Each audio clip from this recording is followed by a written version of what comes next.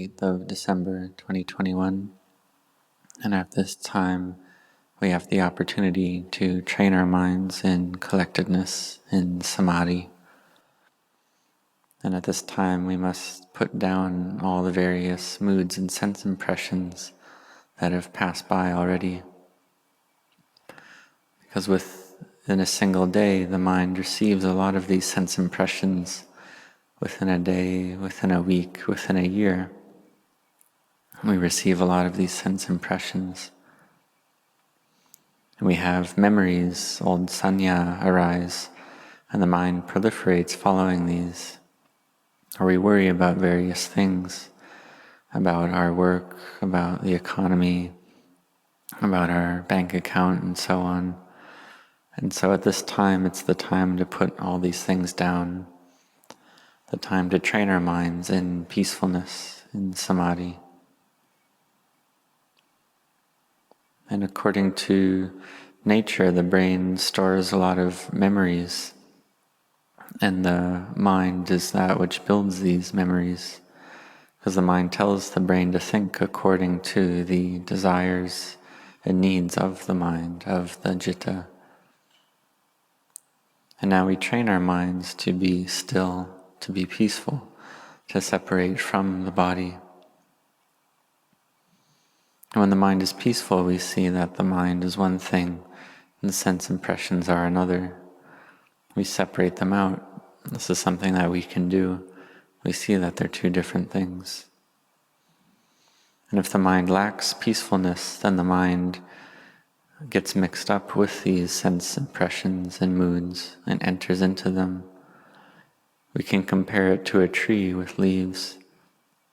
When the wind comes softly, then the wind blows the leaves about, and the leaves swing in the wind.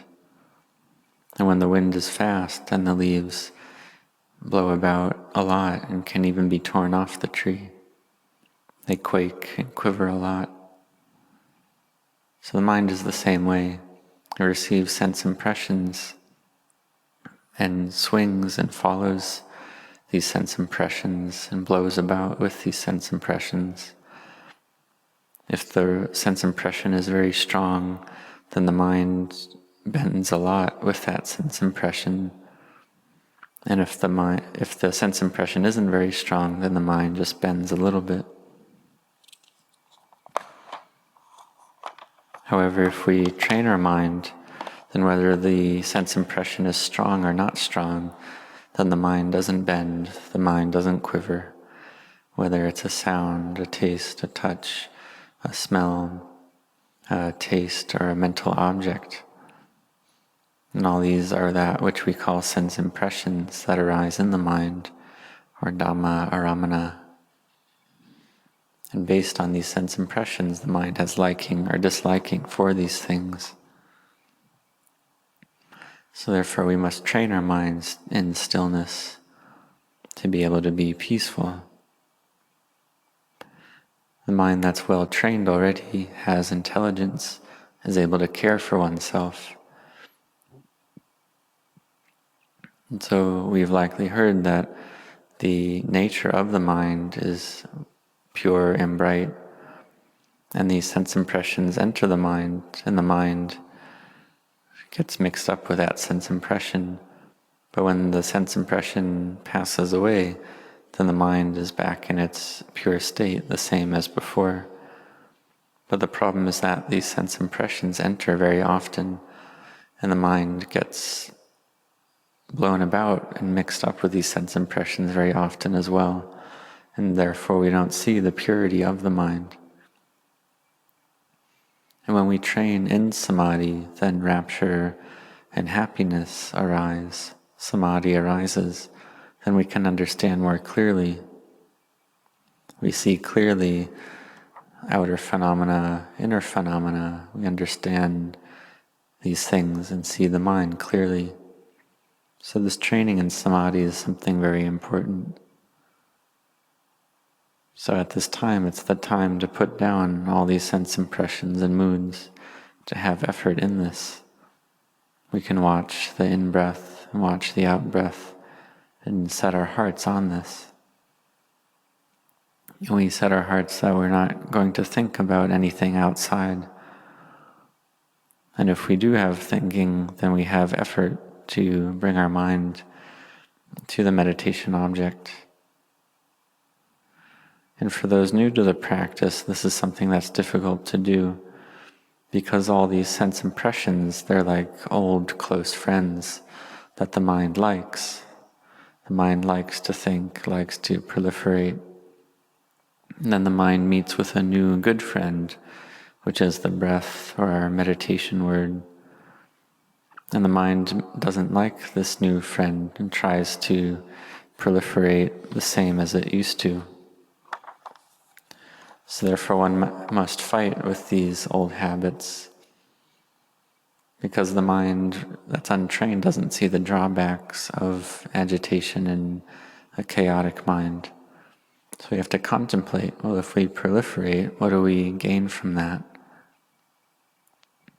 We see that the Buddha taught not to think about the past or the future, but to be in the present a lot. So you must have effort in this. You must try to train and practice your mind in this way. In the beginning, we have the sense of self, and then our mind gets well collected in samadhi, and we're able to understand to some degree, to see that the body is one thing and the mind another thing. And once the mind has some samadhi, we can contemplate the body to see it more clearly, to see that it's something that's uncertain, it's impermanent, that it's ever-changing, that all conditioned formations are ever-changing. We see the conditioned formations that don't have consciousness, such as cement, metal, wood, stone, and so on. And humans use their intelligence to put these materials together to make into a building, to make various objects. And they can make these buildings very strong and sturdy. But we should understand that all phenomena, all things in this universe, they're all impermanent, all the same. Just like our bodies, composed of these four elements of earth, air, fire, and water, gathered together, we see that in truth it's something that's impermanent, it's unstable. In people that we've known for some time, we see them age, see them sicken, see them die. We see this a lot. Someone that's born after us may die before us. This is something that happens. So we practice to see impermanence. We train in this way to bring our minds to samadhi. And the seeing of impermanence is a mind object of wisdom.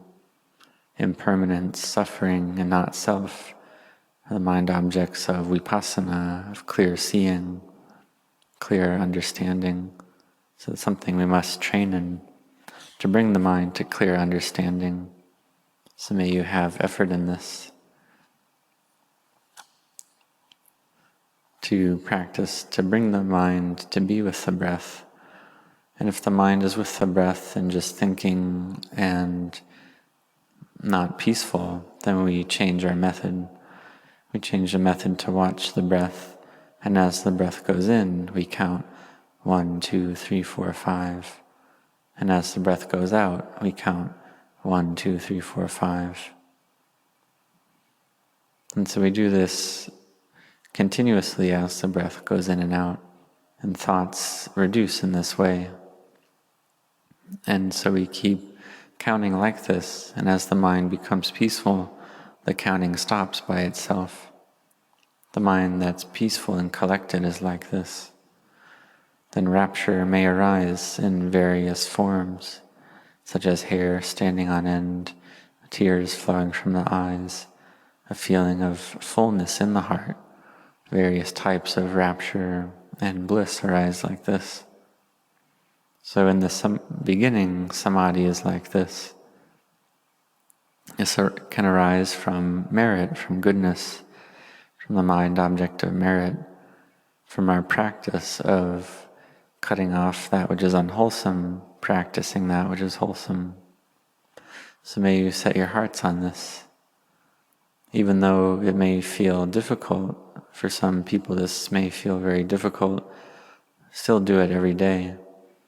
And during the day, the thing that we really need to do the most is to be careful with our minds, not to just let the mind follow its habits, not to let go of the mind.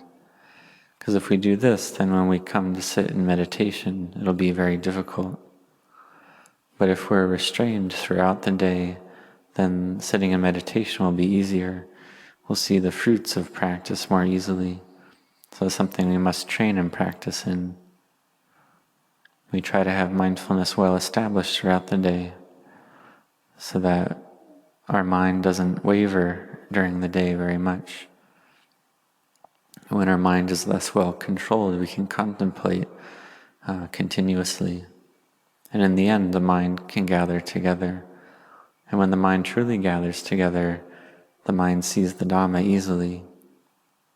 It's something that's easy at this point. And the mind object of a stream enter, of a Sotapanna, is to see everything as impermanent. This is a mind that's firm in the Buddha's dispensation, firm in the practice of generosity and virtue all the time. This is the mind of a stream enter, is like this. And this is a type of mind that's able to practice the Dhamma correctly. So may you all set your hearts on this.